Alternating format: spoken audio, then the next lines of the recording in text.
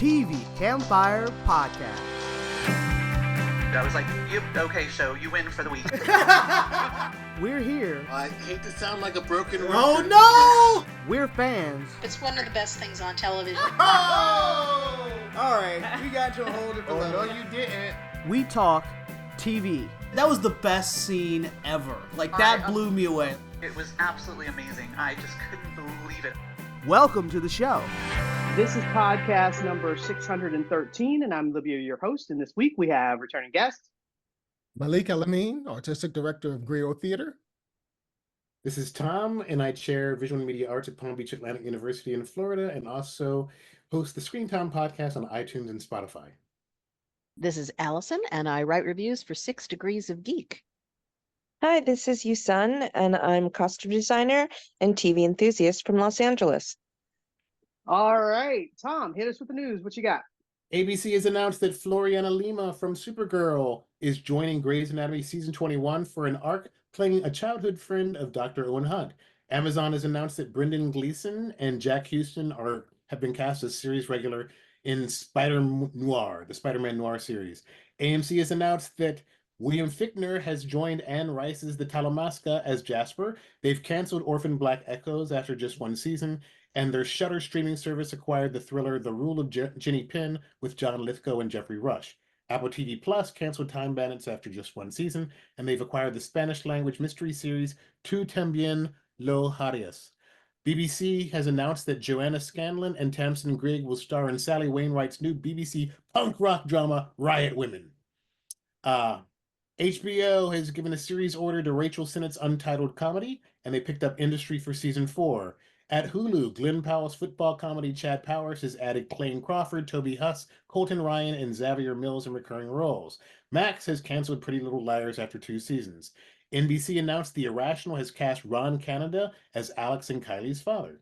Netflix, lots of news. Straight to series order for Thumblight, a corporate thriller set in Silicon Valley. Rosamund Pike is going to star. She's on the Wheel of Time as well. Black Mirror Season 7 added a bunch of people. The big names are Awkwafina, Peter Capaldi, Emma Corrin, Paul Giamatti, Rashida Jones, Chris O'Dowd, Issa Rae, Tracy Ellis Ross, and Harriet Walter. Charlie Hunnam will play notorious serial killer Ed Gein in Monster Season 3. John Bernthal and Pablo Schreiber have joined Tessa Thompson in the limited series adaptation of Alex Feeney's novel His and Hers.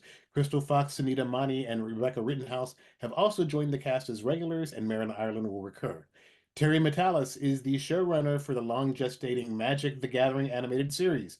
Joe Manganiello has been cast as Mr. Zero in One Piece Season 2, and Lyra Abova as Miss Sunday. Maya Chek will play the blind earthbender Toph in Avatar: The Last Airbender Season 2. Paramount Plus announced that Adriana Mitchell has been cast in Tracy Morgan's comedy series Crutch, and the John Benet Ramsey limited series has added Garrett Hedlund, Allison Pill, Emily Mitchell, and Owen Teague.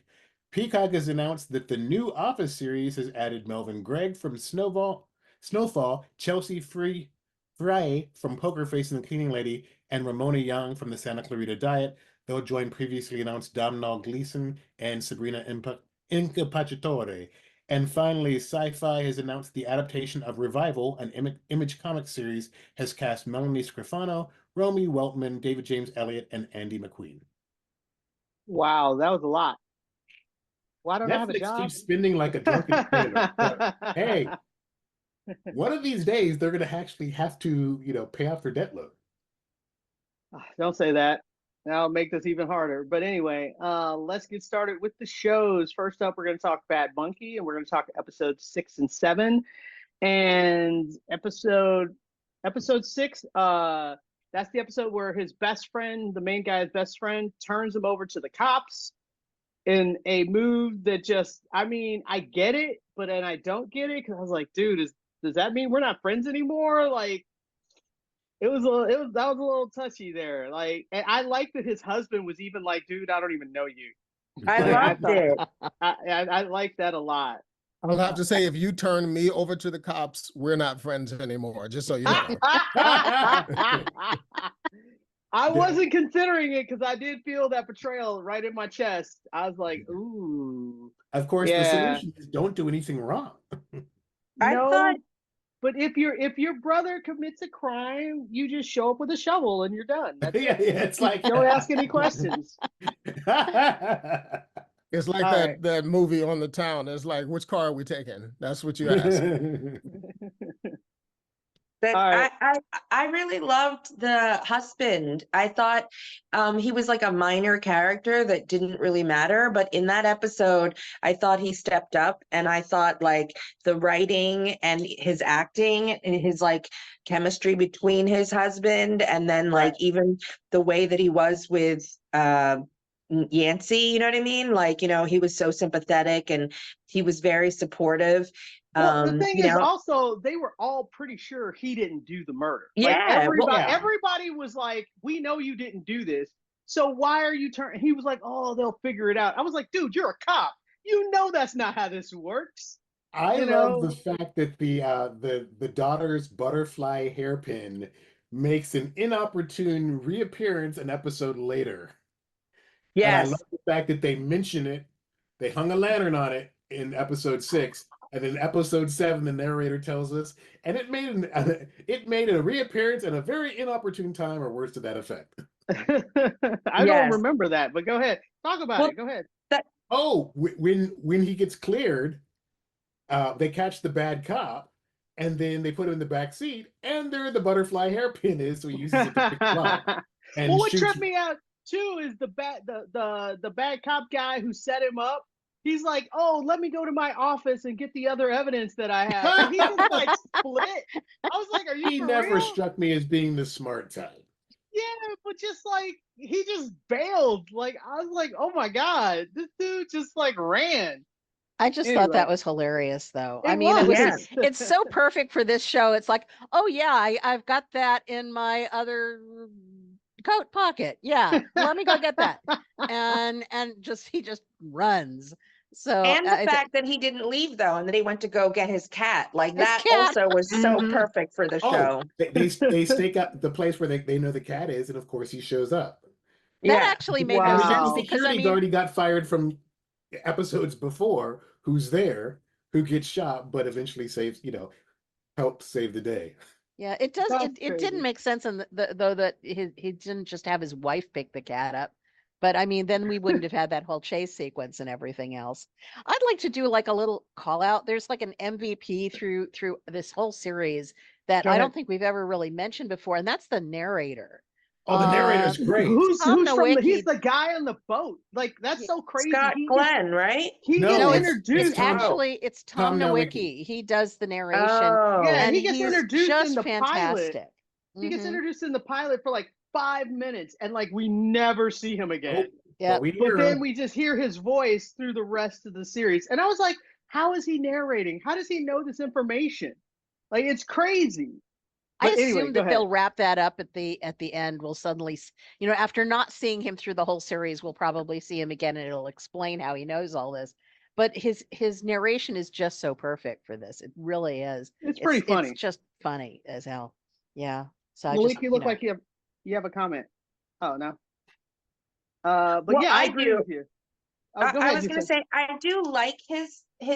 I like his version, or like his acting of the voiceover, but I don't love voiceovers in general, and like you know what I mean? So like sometimes I find it's too much, like the voiceover. Like I just kind of would rather watch the show. Like occasionally it's fun and it's funny, but like to me, some episodes there's more voiceover, and then other episodes there isn't. So I feel like it's a little uneven. They can't decide when to use is this going to be a show that's like heavy voiceover, or is this going to be a show that like we used it in the beginning and now it kind of disappeared? Because there were like 1 or 2 episodes where like they didn't use the voiceover very much at all, and I thought, oh, okay, I guess they're gonna kind of get rid of it. And then in the last episode, I think they used it quite a bit more. And then it kind of came back, and then I thought, oh, okay, now they're using it. So it throws me a little bit. Like, I enjoy it because it's good, but it's kind of annoying in the sense that it's like they can't decide if they're going to go in that direction or they're not. So it throws me a little bit in tone.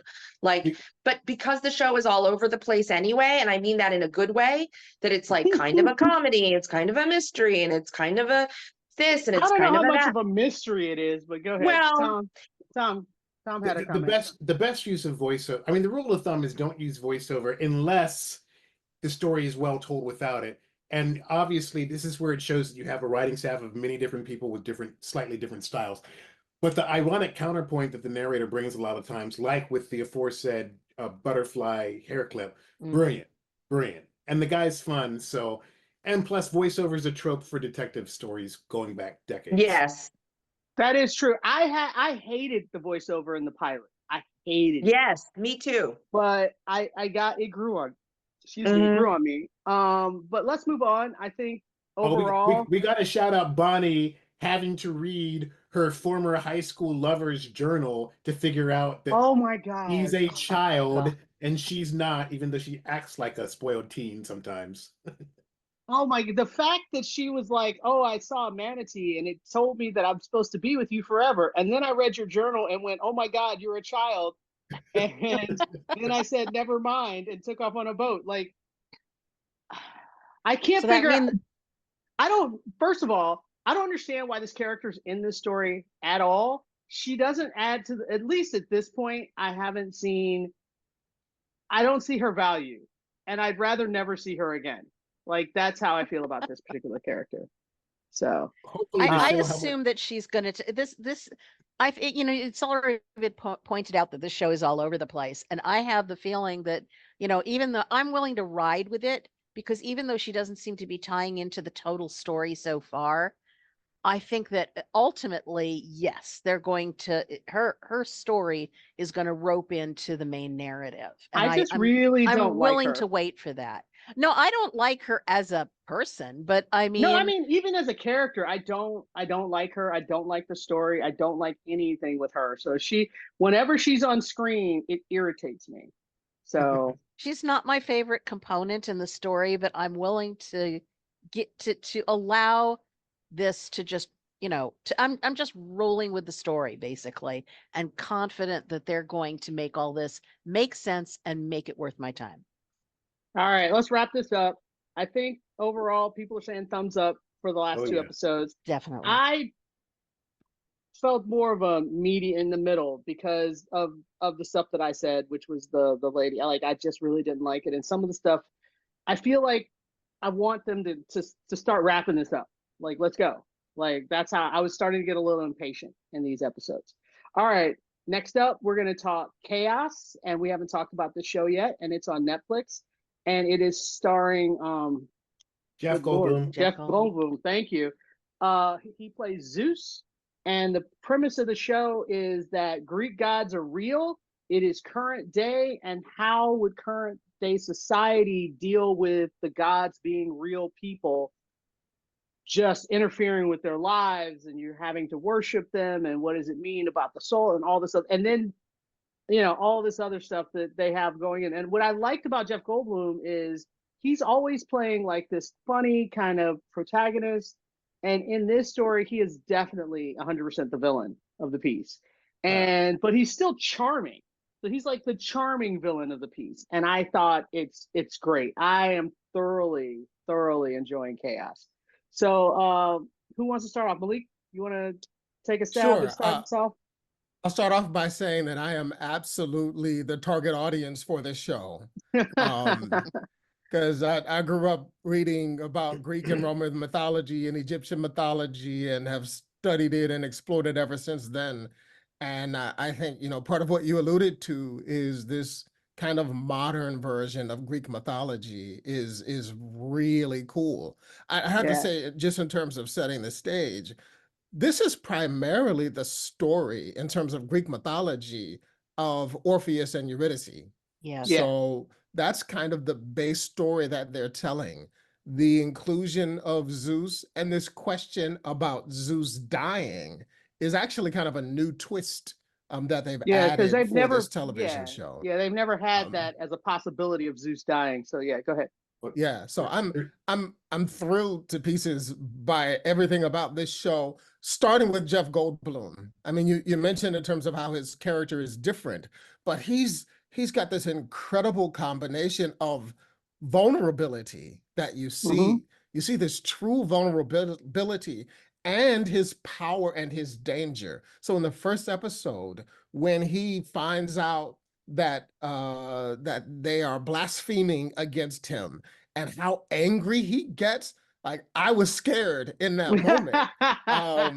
It was pretty incredible. So I think you have to start with Jeff Goldblum in terms of why this show is successful, as well as just the original storytelling, how they're making it both modern and also keeping true to the story and characters from Greek mythology. Last thing I'll say before passing over the mic is because this is really the core story is the Orpheus story. In most of my prior experiences with Orpheus, I don't actually like the character of Orpheus. And this is the first time I've seen an Orpheus story where I kind of dig this guy and I'm kind of rooting for him so far. So that's my take. You don't I am like not Orpheus? rooting for Orpheus. Oh, But wow. Okay. I mean, he acts selfishly out of love, so to speak. But what I'm saying is, narcissistically, if you not selfish.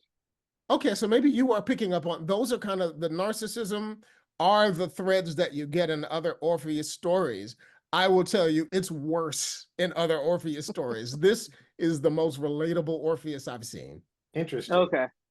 I Tom, have to go ahead. actually. Oh, sorry. Allison. No, I have Go to ahead, actually Allison. agree that I liked Orpheus throughout most of this, and I don't usually. It's the same thing. I usually I'm sort of like, you have to be kidding, but he's, even though he's like this rock star, I think to a great degree he gives up so much of himself, and he goes to such lengths that it transcends just simple narcissism. He just Man. misunderstands. He misunderstands the extent to which Eurydice actually cares about him. Yes, but I so- feel like it's so strange. We watch the same thing, and my impression of him is the opposite of both of you guys. I find that fascinating. I think it's because we come to this with From the other- history of other Orpheuses. So No. we're talking about him kind of in comparison. I read the same books that you read, but anyway, go ahead. I'm just saying. Go ahead. Yeah, no. To get on another tack, I want to say that it does help if you have an understanding of the story that this is kind of, satirizing.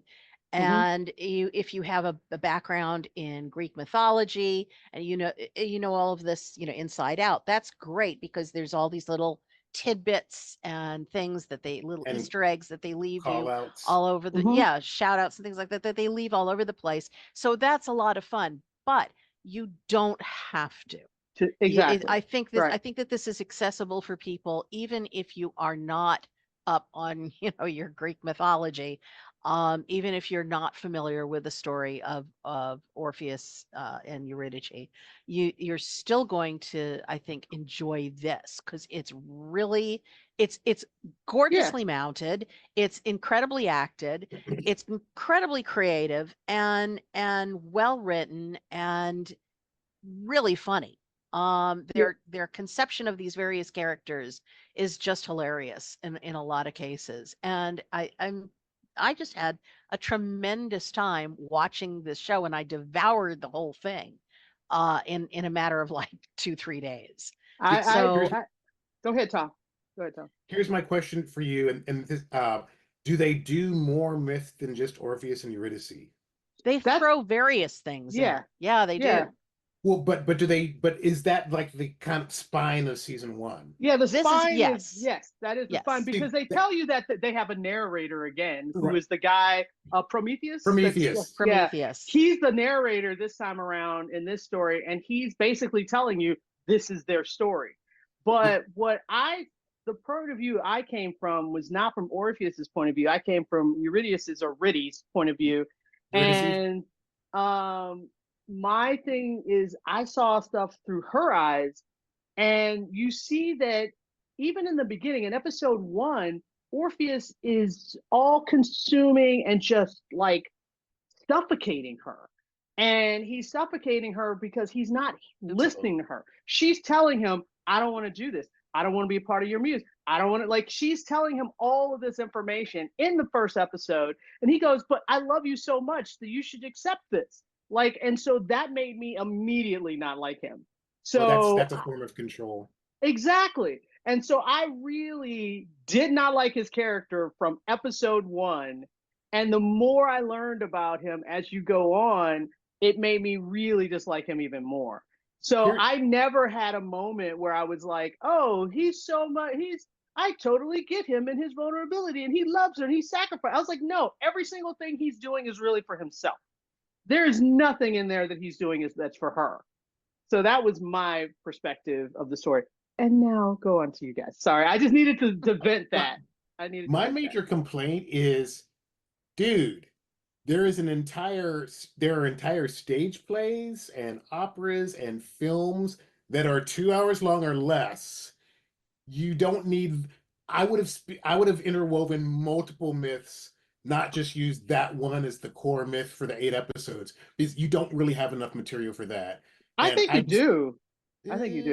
I did Tom, not I think feel like it was being stretched out. I don't know. I did not and feel only, like and my we're time only was talking being about wasted. the first 2 episodes. I know. By the way. I mean, I've only seen the first 2 episodes, but once he makes the deal to go to the underworld, and once she's in the underworld, in the myth, there's not that much story left. No, there's story. Trust us. We've seen more. It really works. It works. I'm going to keep watching, but I just suspect that this is a case that my major complaint with another show we're going to talk about today is know how many episodes you have, because you didn't have 8. And here it works. It does. It work. does. It does. I just want to say one more positive and one maybe my only negative. So the positive is I think it's brilliant, the relationship between Zeus and Prometheus. That Zeus is using a guy he is torturing for eternity to be his counselor and his therapist. Like, you're my best friend. Yeah, it is twisted but brilliant. I love that aspect. And I love that Prometheus is using that in the reverse, where he's like, oh, I'll give you this advice, as he's actually manipulating Zeus to fulfill the prophecy that he's trying to do. Mm-hmm. Yeah, so I love that push and pull between them. It's fantastic. Yeah. And then the one negative I feel is I don't think they know what to do with Dionysus. They will. Feel confident. What? Feel confident that they do know what they're going to do with him. No, I'm talking about what I've seen. What I've seen tells me they don't know what to do with him in terms of, I think they are trying to establish his character, but a lot of the elements of his scenes are, for me, the weakest elements of the show so far. So I'm not talking about predicting the future. I'm just talking about what I've seen so far. That's fair. Okay. I kind of liked him because he was a nice counterpoint to the absolute power and arrogance of the rest of the gods. He's just super vulnerable. Yeah, and he's like, he's the only one who seems to have any real compassion for the human beings who worship them, and that really, I thought, okay, well, that's something that's like an end to his character. So I really liked following that, and I think shout out to Janet McTeer as Hera, because she is almost like what you imagine. She's brilliant all the time. She's scary. She's scary. Awful, evil. And the thing is, they always make Hera the villain in these stories. And what I like in this is she reminds people why she's the villain. And it's Zeus. Zeus is the reason why she's the villain. He's a terrible. Yeah. Yeah, exactly. So I thought that's pretty good. So anyway, just last thing on that, her with the baby and the pregnancy, that was crazy and fierce, and my goodness, that was crazy. Yeah. All right, let's wrap that up. I think we're saying thumbs up so far. Way up. Yeah, way up. All right, next up we're going to talk about Slow Horses, and we're going to talk about the first 2 episodes of that. And I think there's been 3 episodes of there, and I know I've watched all 3. I don't remember where episode 2 ended for Slow Horses. Oh, 2 ended with River getting hit on the head in France. Thank you. All right. So the house burning down and all of that. I love that. Yeah. So let's start at the beginning. Let's start at the beginning, which is the grandfather Like basically, David. this dude shows up, like, "Oh, granddad, I'm running you a bath," and he just like runs in. And I like that the granddad goes and looks at the picture of his grandson. He saw this guy go by, looks at the picture of his grandson. He's like, "Huh, that doesn't look right." And so then he goes up and he goes, "You're not River," but we never see him. And then he shoots him. And I mean, as a viewer of the show, we know that he really didn't shoot River. We're pretty sure. But they ran that mystery for like 20 minutes trying to make us believe that he really did shoot River. And I was like, why are you guys messing with us? Why are you messing with us? Well, Because they can. That's it. And this show could go either way. It's not like they haven't killed off main characters before. I know. That was also what was running through my brain. I was like, well, they have killed main characters I love before. Luisa's guilt when they think River's dead, because she's the one who said, talk to your grandfather. So she's thinking she got him killed and calls him out for always trying to play the hero, which I'm thinking, hey, they listened to our podcast last week. So I mean, for me overall, I appreciated the show. I appreciated the premiere. I did not find it convincing enough that I was ever worried that River was dead. I wasn't really either. It's false stakes. Yeah, it was false stakes. So to me, that was kind of a weakness of that was a weakness of the premise. I understood the premise. I liked it. I would have liked them to make me believe it a little more, and even to when Jackson Lamb, he clearly is not worried that River is dead either. Thank you.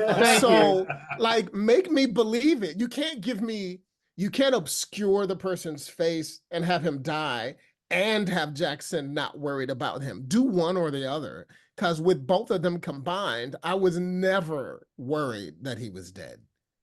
Wait, but when has Jackson ever shown real remorse over anybody dying? I mean, that's the thing. For any of his slow horses. He never even, I mean, we know that deep down he actually cares about his people, and he will, if he was dead, he would have avenged him, and that now that he's not, he's trying to locate him and help him. But I mean, Jackson's never going to let that out. It wasn't an emotional response that I was lacking. It was literally the questions he was asking and the statements he was making. To me, it was very clear he didn't think he was dead. It wasn't that I didn't see him mourn and put flowers on his grave or anything like that. I was okay with the way they handled it, because the way, as I said, they've killed off main characters before. A couple. So I was prepared if they decided that was the way they were ignominiously going to have River go out. Okay. I didn't think it was likely, but I figured, this show. So I was pretty sure he wasn't gone, but I was okay. It's so funny. One of my friends is behind. He's on season 2 of Soul Horses. And he was telling me, he's like, yeah, the guy that likes the black agent. And I was like, River? And he was like, no, the other one. He's like, the curly haired one. And I was like, I didn't know he was talking about. It was one of the other main characters who got killed. And who doesn't survive. The one who was off by the Russians. Yeah. Yeah. And I almost gave it away. Because I was like, I was almost like, you mean the guy that got killed? And I almost said that out loud. And I was like, oh, that guy, right? Oh yeah. Sorry, I got it mixed up in my head and I tried to cover it up. Oh my god. But anyway, can we just give a shout out to James Callis, the new first desk, for not seeming to have aged a day in the 20 years since Battlestar Galactica, and still playing a weasel. Oh my god. Oh, but I love his character. Yeah. I love. He's a political weasel, but a weasel nonetheless. Yeah. Well, he's just so vacant, though. I mean, he's so clearly out of his element, and so incompetent. It's just ridiculous. He's almost totally clueless, and the idea that he was put in this position over her is so it's so egregiously awful, and you could just see the contempt just oozing out of her. It's just great. And then what was so great, I don't know, wait, is that the right episode where she made him sign the documents? That's episode 2, right? Yes. So she has him sign all this. She was like, oh, it's for this, don't worry about it, you don't even need to bother reading it. And of course she didn't even say that. he's like signing stuff, not paying attention at all to what he's signing. And then she brings it back to him. She's like, oh, this document you signed that now makes you culpable to everything that I've you done. accept full culpability for everything. Oh my goodness. Oh my goodness. But I just, such an idiot. Anyway, so let's get to River in the second episode where we finally reveal that yes, River's alive. We all knew that. So he's following the clues of the guy who his grandfather killed to figure out who's trying to kill his grandfather, which totally makes sense. And except the part where he does it by himself because he's an idiot.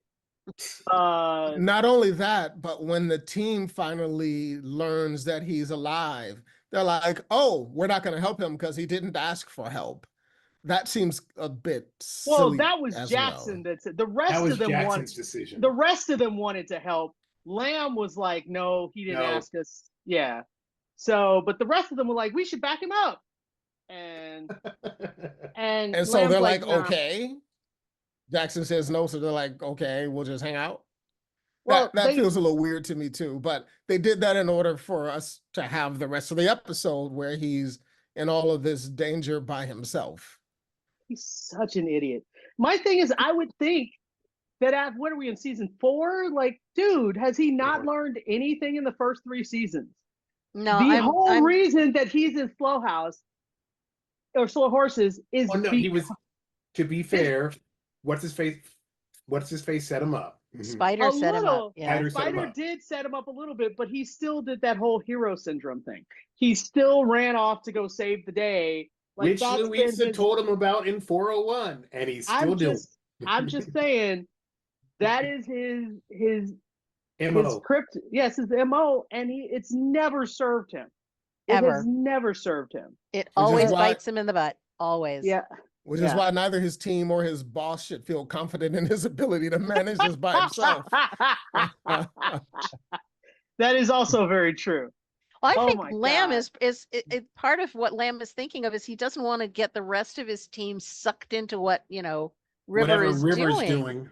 Yeah, because he doesn't, I mean, it takes him a while before he even finds out where he is, much less what he's doing. What's going on, right? Yeah, so and I love the fact, by the way, that the first thing that he did was go to Standish. Yeah. So I mean, that was perfect. Standish is awesome. She is. Yes. Although when she finds out what Lamb did, I have a feeling they're on a collision course. Oh yeah, I forgot she still doesn't know. She still doesn't know, right? Yeah, I don't know when that's going to happen.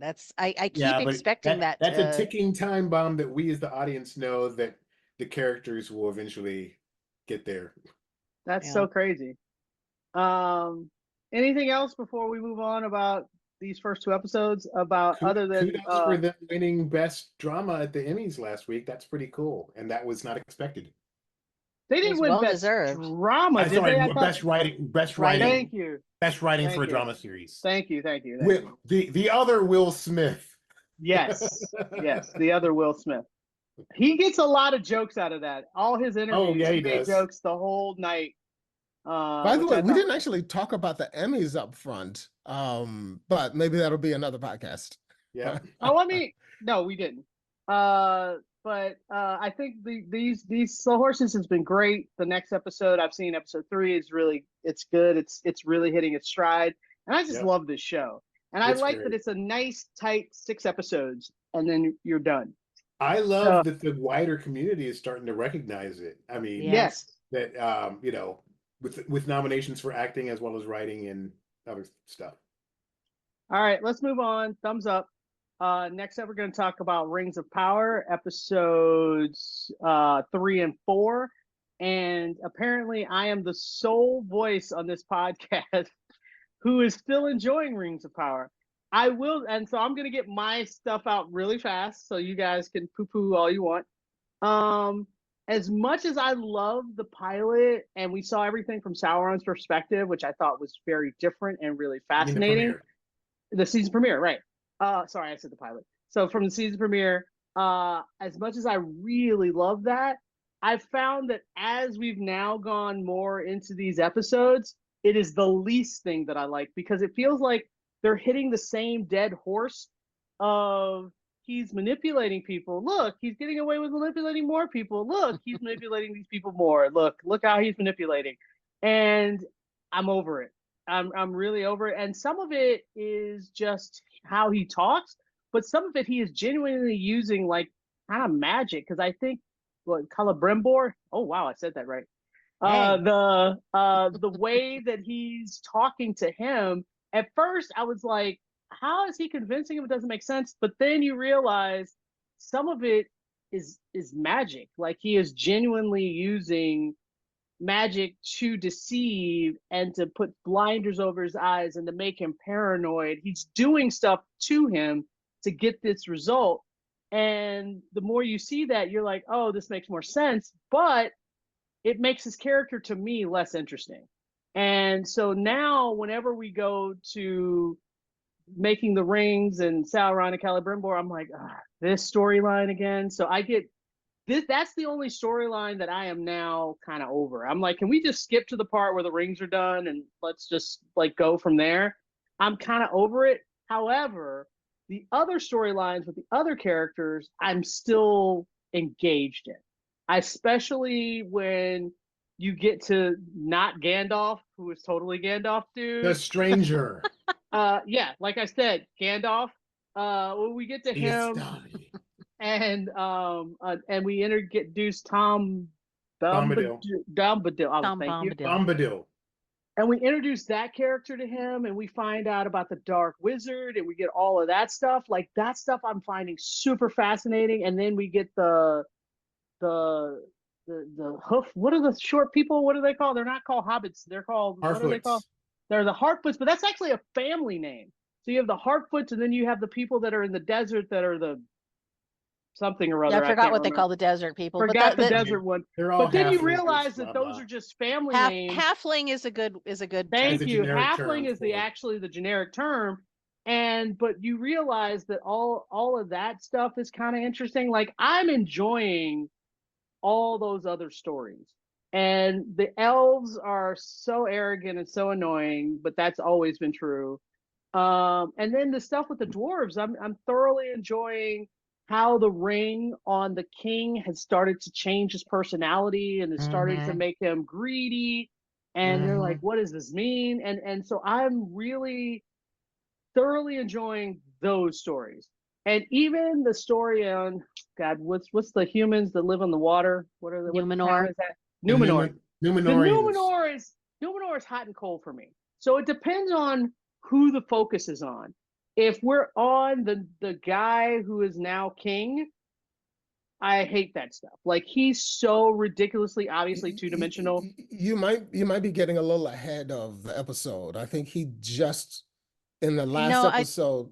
We're on episode 3 and 4. We're on 3 and 4. He took over in episode 2. So you're talking about the people. The people where in the water. Eagle selected him. Yeah, that happened in the episode 2. Eagle just selected him in episode 4.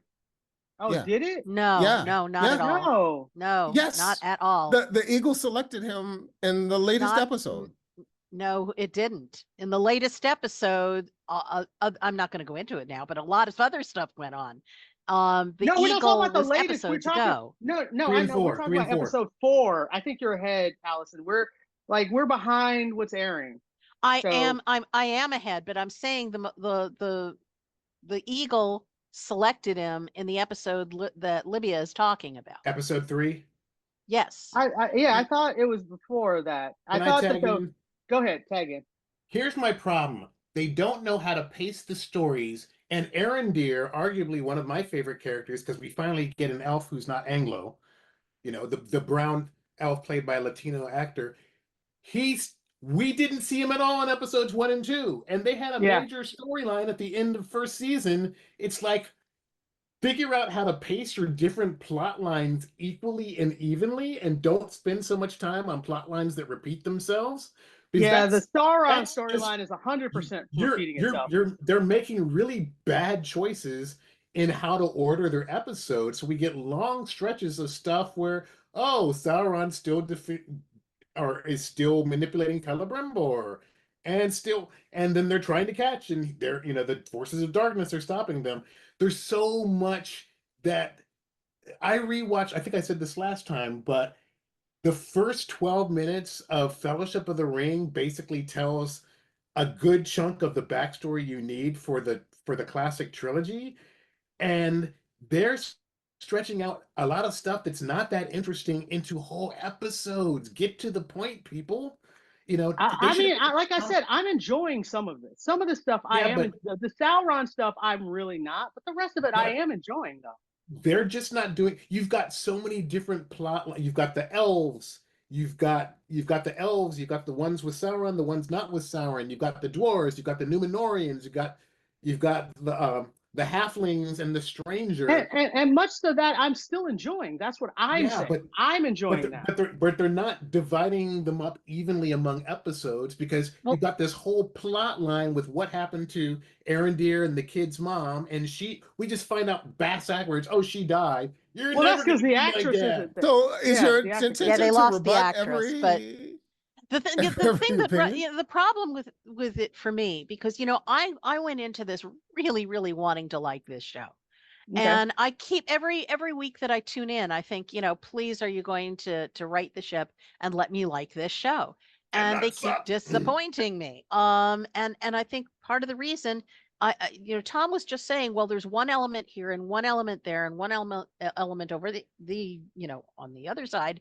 And that's the thing. They had started to bring characters together, and now they've scattered them to the four winds again.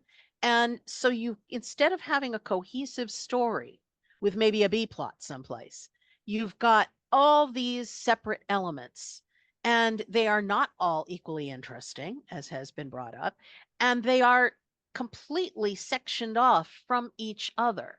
So they're not relating to each other anymore. And I find myself, first of all, I hate the Numenorian stuff. I think it's tedious as hell. If I'm waiting for the wave to go and just wash over the whole city so we can just be finished with it, just end it all, put them out of my misery. It's just boring. It's tedious. The stuff with Isildur and I'm blanking on his name, but Arendir. I should be interested in that. But Arendir is still interesting for the 5 seconds that we get of him per episode. But Isildur, who's going to be a great hero, is boring the hell out of me, and he comes off like an idiot. Celebrimbor comes off like a moron most of the time. And the only thing that I really find a saving grace in this series is the stuff with the dwarves. If they were telling us a story about the dwarves and their city and how they raise the evil from the depths and all of that, I would be happy to watch that. But everything else is not equally interesting. The stranger stuff, I'm sorry, I'm not finding all that great. And we just keep bouncing between all of these different segments without anything really tying them back together again. And even though we know narratively all this stuff does eventually dovetail, the fact that we're forced to watch it as separate elements constantly is just taxing. Okay. So well, I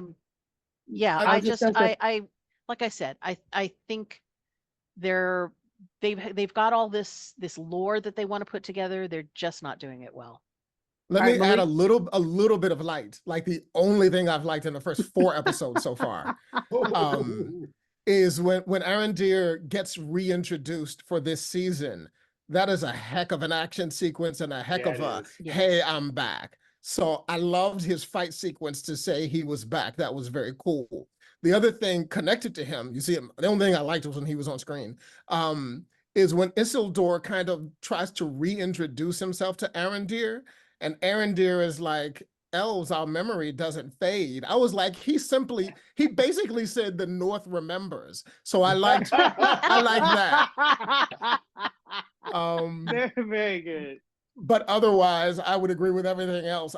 I think that the structure is just horribly paced and put together. I also think the dialogue itself is just, even if you did the same structure and had better dialogue, dialogue, I can hang with it, but I would agree with the term tedious for the rest of the episodes. All right, let's wrap this up. Let's wrap this up. Some people on this podcast are giving it thumbs down, and I don't completely agree, but there you go. Take it for what you want. All right, next up, we're going to talk Only Murders in the Building. And this is a show I think we all can agree we're enjoying. And then we're going to do episodes 3 and 4. And where do we? Oh, this is the one where we deal with the Christmas guy. Is that episode 4 or episode 3? Episode 3. They shadow, all of the characters shadow their actors, or the actors all shadow their people. Right. That's why they end up in the Christmas. What's her name? Eva Longoria. Yeah, she's doing a great job. Yes, she shows up at Kumanji's house and is like, oh, apartment. Yeah, said his name wrong. So they go to his house and they're like, you love Christmas and tinsel was found at the murder scene, so you must be the killer. And he's like, I hate Christmas. Christmas sucks. Trying to accuse somebody so they can wrap it up. No. And, right. She wanted to wrap it up in time for her dinner. I love how she was like, go ahead, Houston. Yes, and wait, shout out to Roger Federer, because like that was like one of the most random, like she says Michelle Obama, and then she says somebody else for dinner, like she's like going to this important dinner, and then she mentions my favorite tennis player who retired 2 years ago. And I was so happy. I was like, what? Did she just say Roger Federer? I was like, I love this show. But it just goes to show you how random, like, and the writers, obviously, somebody is a tennis fan on that show for sure, because not everybody knows who Roger Federer is. So I did love that little piece. And I loved how when she said to him that clearly Christmas and fitness were very important to Kumail. Like that, shout out to, wink, wink to his working out and to his buff body. I mean, you really couldn't tell with those Christmas sweaters on, but that's from the Eternals though. Well, that's why he had to lift up that sweater and show us what was underneath that sweater.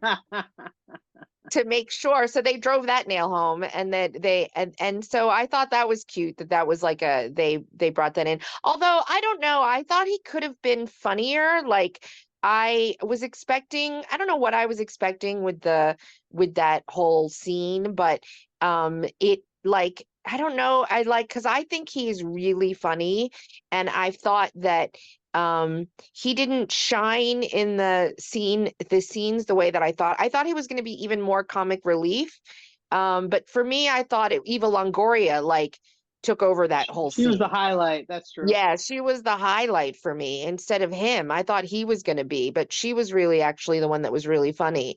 And then I loved Galifianakis and Martin Short doing the whole montage. That was a hilarious subplot that Nakis is like, this is just nothing, not narcissistic, loser, and then great. But they're doing the montage of them like swinging on the like luggage rack and like going out for lunch and all of that. That was really hilarious. And then I think what was it? What's his name? The one that's shadowing Steve Martin. Eugene Levy. Oh, Eugene Levy. Thank you. Yeah, Eugene Levy. Yeah, that one I can't remember so much, where they went to go visit the guy with the patch.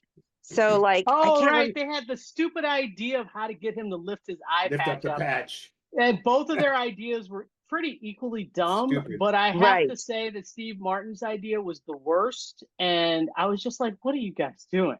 Like it was so ridiculous. But and I like that Eugene Levy ended up getting punched in the nose for the trouble. I thought that was highly amusing. Oh, that's right. Yeah, so that I thought that was fun. That episode where they were being shadowed, and then I don't know if you want me to go into episode 4. Yeah, episode 4. The next episode was where they ran into what's his name? Ugh, the actor who never ages, but he actually looked like he aged. Paul Rudd. Paul Rudd, thank you. Paul Rudd. Paul Rudd. Never ages. Paul Rudd, he's like He Dorian was Gray. no, but it was the stunt man. It was his stunt- stunt the man. stunt double. It was a stunt double. He The played his own Irish stunt double. He played his own stunt That was the double. worst Irish accent. It I was was terrible. wondering who was doing this Irish accent at the beginning. Like they start out with the narrator, and I'm like, who's that voice? Who in the show is Irish or fake Irish? I don't Right. understand. And then when they revealed it, that was hilarious. It was hysterical. I just could not stop laughing. Yeah, pretty good. I've got to say that these 2 episodes were a really mixed bag for me, because the first one, episode 3, I have to admit, was the first time I have ever seen an episode on this show that I actively did not like. And that Oh, wow. I almost never laughed at. Everything just felt like it was forced. It was trying to be funny and instead ended up stupid.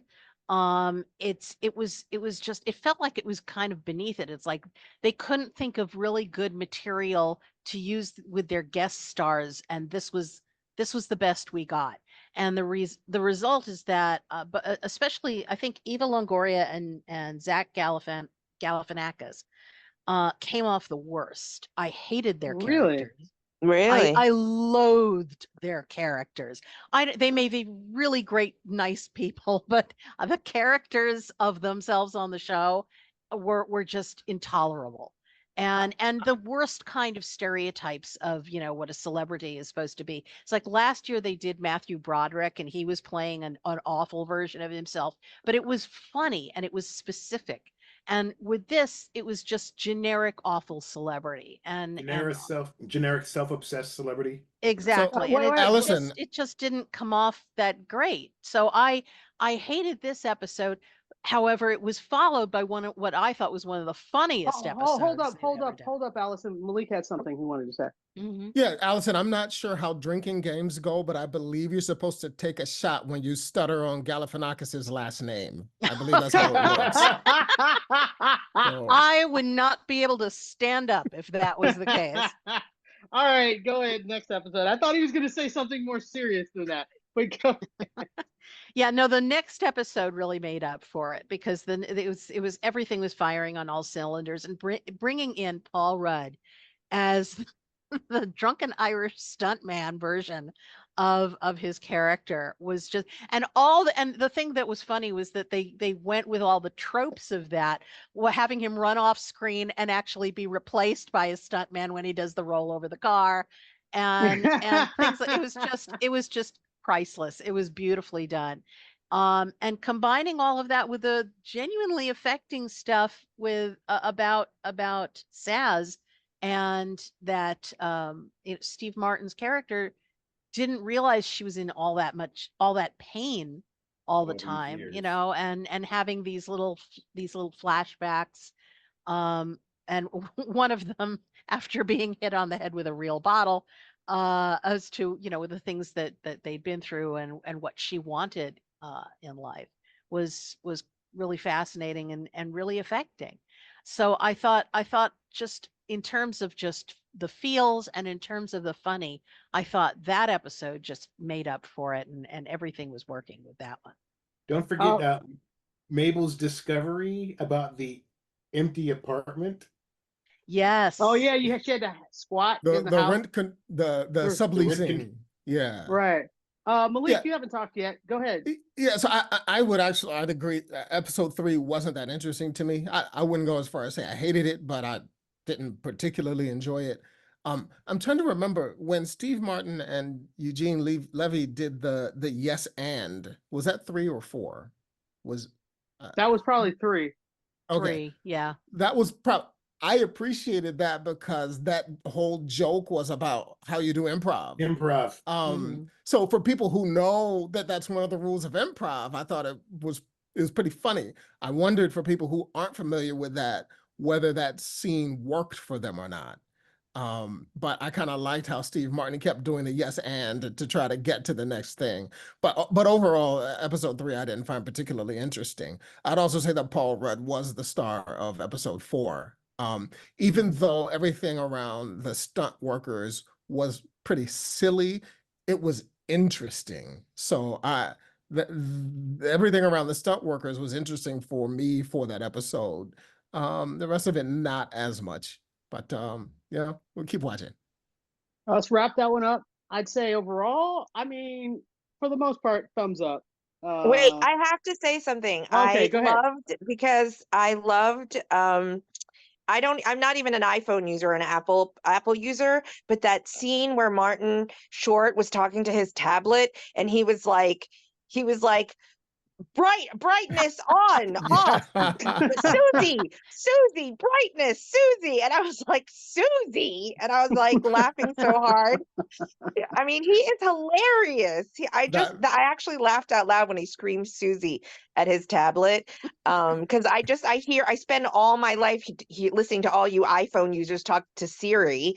And for him to start screaming Susie just made me laugh. As an Android user, I had to laugh. And I was like, I just love Martin Short so much on the show. He's just ridiculous. He's absolutely and he hasn't fallen into caricature because his character is a caricature. But I was about to say, yeah, he is. But the way he acts it just is sublime. Like, it doesn't make me feel like he's playing a clown, even though he is a clown. Do you know what I mean? That was a nice bit. Yeah, that was a nice bit. Yeah, but we got to wrap this up. We got one more show to talk about. We got to wrap this up. So still thumbs up, but good point. Next up, we're going to talk Fight Night, and we're going to talk the first 2 episodes of Fight Night. And what Fight Night is, for those who don't know, it's the initial part of the show is based on a true story, and then the back half is based on rumor, speculation, and mythology. So the things that happen for real is that there is the first fight that Muhammad Ali gets to have after he gets out of jail for not going to Vietnam and changing his name to Muhammad Ali. This is the first fight he has in Atlanta, and nobody wants him there. And so they have to have a police detail guard him, and the person who guards him is one of the first black detectives in Atlanta. So that all that part's true. The other thing that's true is they host this party hosted by the biggest gangsters in the area who want to go to the fight, and they want to have an after party. And so that part is true. And then that party gets robbed. And in the worst way possible that you can do a robbery. Because I was watching this robbery and I'm like, well, I think it's a little later. But anyway, the part where the robbery happens of the party and the fight, all that stuff is true. After the robbery, all the rest of that is speculation, mythology, making it up. Nobody knows the real story. So that's all fiction. So that is an interesting way to come at this series, and I find it fascinating. So we're going to talk about the first 2 episodes, which is Kevin Hart's character of Chicken Man is trying to move up in the world. He's running a numbers game, and they know the lottery is coming. So that means he needs to find an alternate way of making income. And so he sees these gangsters coming in for the fight as an opportunity for him to pitch himself as their inside man in Atlanta, right? So he's doing all this hustling, and we're seeing him. Taraji P. Henson is playing not his wife, because he's got a wife. So she's playing like his on the side girlfriend. His mistress. Yeah. His mistress. And so the 2 of them are scheming. And then we have Sam Jackson, who is the biggest gangster in New York. And then we have Don Cheadle plays the cop. And we have, who's one of the other gangsters? What's his name? Terrence Howard. Terrence Howard plays like the sidekick of Sam Jackson. So you have all these big names in this thing, which is fantastic. And it just gives it like this real kind of texture the only complaint I have is the guy playing Muhammad Ali. I think he's a good actor, but I think that his impersonation of Muhammad Ali is not good. So it makes my brain bleed every time he's trying to do Muhammad Ali. But then when he stops doing that and actually is talking to Don Cheadle, I'm like, oh, he's a good actor. And so it's such a weird thing to have this dichotomy of a guy who I'm like, please stop what you're doing. And oh, keep doing that. So anyway, I really like the first 2 episodes as far as setup for the story, as far as setting up the stakes. I thought they did a really good job. And I like that at the beginning, you set up kind of, they do that thing where you see the end, where you see Sam Jackson holding the gun to Kevin Hart's head and telling him, you set me up and blah, blah, blah. And then we rewind to find out how we got to that point. So that usually isn't effective, but in this particular case, I thought it was. Other people's thoughts. Go for it. What a great idea for a limited series. Great Oscar caliber cast. Probably one of the best things I've liked Kevin Hart in, because he plays kind of a variation of his typical screen persona, but knowing that this is based on a real person, that and it's a more serious role for him. Yeah. But yeah, I mean, they spent some money on this and it was well spent. You have a feature film worthy director. I mean, I'm in. I mean, I agree with you. It's tricky when you do biopics or biographical related things where the main characters are so close in time to us that we remember seeing the real thing. So it's almost, unless they're uncanny, it's almost a lose-lose situation. And yeah, the guy doesn't look like him at all, and he tries to sound like him, but it's just not. I almost wish he had just figured a different approach. Don't try to do the exact same vocal quality, just do the cadence maybe. But that's a quibble. But man, the cast, the clothes, the hairstyles, and the cast. It's really good. And Sam Jackson in the role he was born. I mean, this is a great role. As the only one with an actual Oscar. And I also like the way they talk about Atlanta. I thought the way they talked about it is kind of like this almost mystical place that they had the right to be there, and it was their birthright, and all of that stuff was just really, really well done. I thought that was great. Malik, your thoughts? I see it percolating. So for me, this is similar to seeing a beautiful, wonderfully well done profile on a dating page, but when you go out on the date, it's like it's not what I expected when I saw it on paper. So I think everything from Will Packer producing this, to Craig Brewer directing it, to all of the incredible actors who are part of the cast. When I saw all of that, I expected to have a different experience watching it. I didn't have a great experience watching this. I think there are some story elements in terms of the order in which they reveal things that makes it difficult to appreciate. So the fact that Kevin Hart is married and has a mistress, they show him with his mistress first, and then that he's married is a reveal, which is fine. But then you have a scene where we're supposed to appreciate the relationship he has with his wife, where she's the reveal. I think emotionally, I don't really feel for him, given the order in which they did their reveal. There are a number of other things where, so for example, we know that the robbery is going to happen. The robbers, we see some scenes of them being robbers, and then we go back and get their backstory.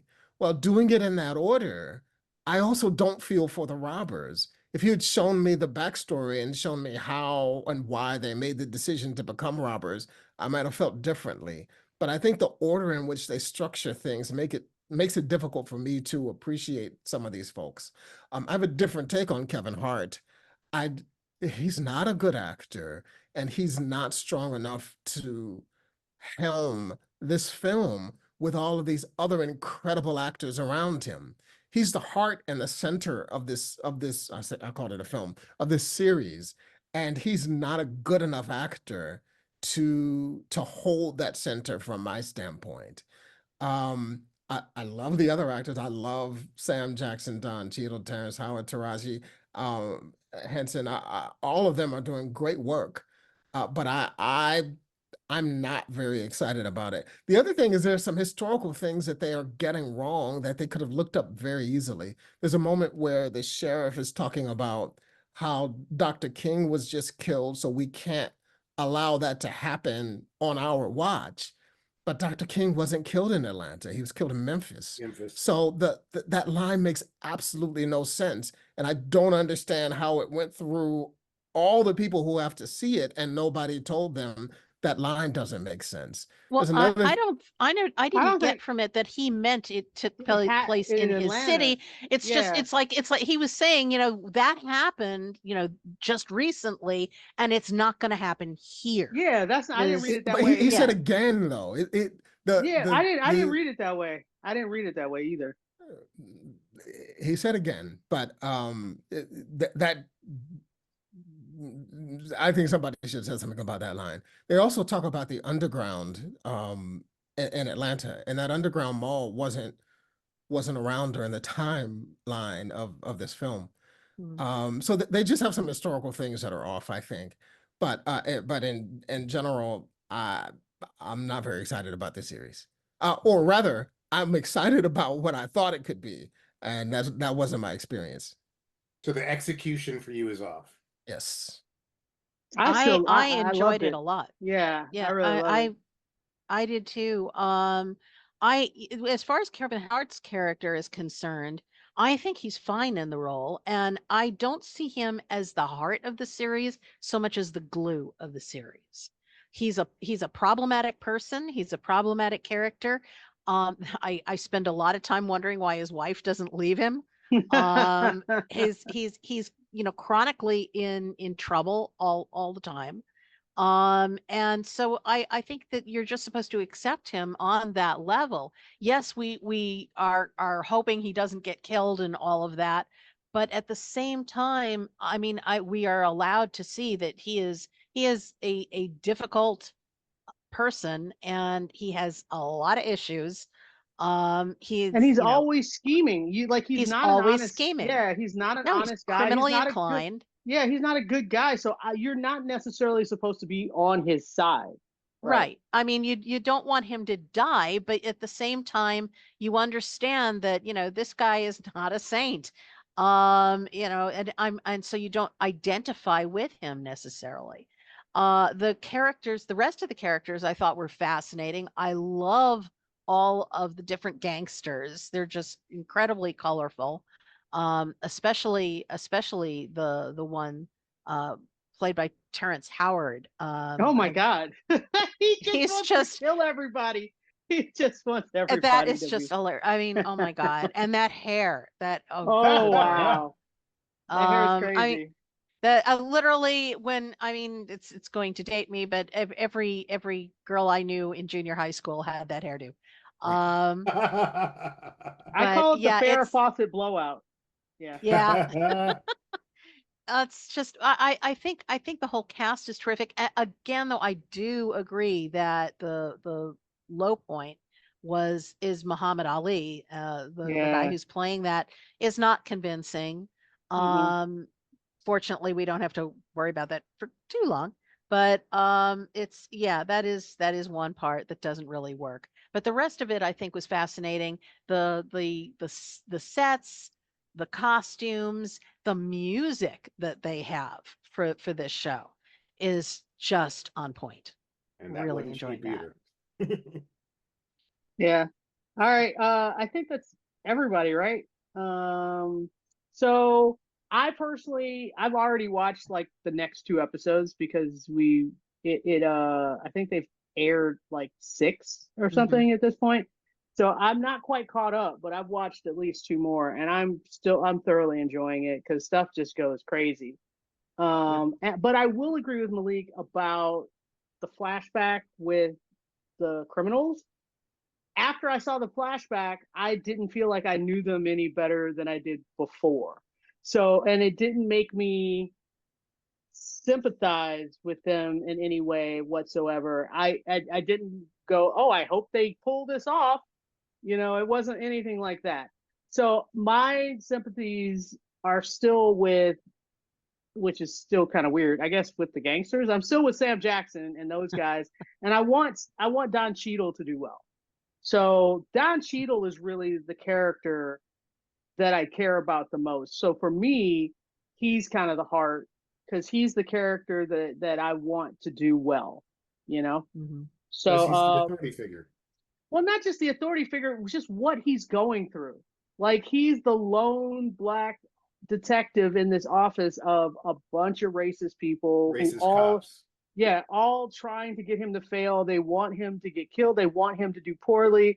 Nobody's listening to him, and he is trying to be upstanding in a way that nobody else understands. But what's really cool is I also like his conflict with Muhammad Ali, because they think they're coming from ideological opposite sides, but they're not really, but they think they are. And so having them be forced to spend this time together, I think is also interesting. So the one flashback I thought worked well was when we find out that he's the one who busted Kevin Hart years before. I don't think we get that yet. We don't get that in that's there. Oh, we do? Episode 2. Oh, It's okay. in episode 2, but where the lawyer has predicated his whole case on racist cop, and then Don Cheadle walks in, and the judge is like, 3 years hard labor. That was a brilliant use of setup payoff. yeah, that was pretty good. All right, let's wrap this up. I'd say, what is it? 3 out of 4 thumbs up, and then 1 thumbs down. 3 out of 4 TV campers